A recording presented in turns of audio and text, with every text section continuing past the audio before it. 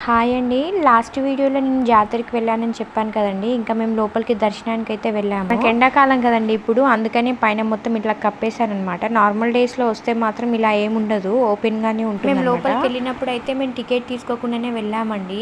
ఏం కాదు వెళ్ళడానికి వే ఉంటుంది కదా అని.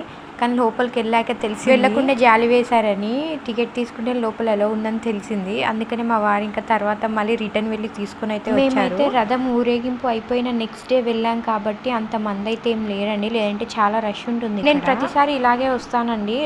రథం తిరిగినప్పుడు ఎప్పుడు రాను. ఎందుకంటే చాలా మంది రష్ ఉంటుంది. పైగా తిరిగేటప్పుడు మన కింద పడిపోయే ఛాన్సెస్ కూడా ఉంటాయి. అందుకని నెక్స్ట్ డే వస్తాము. వీడియోలో కనిపిస్తుంది కదండి పెద్ద రథం, చిన్న రథం అవి రెండు. ఇంకా మేము అక్కడి నుంచి దర్శనం చేసుకొని అయితే బయలుదేరాము. మేము బయలుదేరేసరికి ఈవినింగ్ అయిపోయిందండి. చూస్తున్నారు కదా, మనకు అక్కడక్కడే 2-3 టెంపుల్స్ ఉన్నాయండి. కానీ మేము అన్నీ తిరగలేకపోయామన్నమాట. ఫాస్ట్గానే వెళ్ళిపోయాము. మీరు కూడా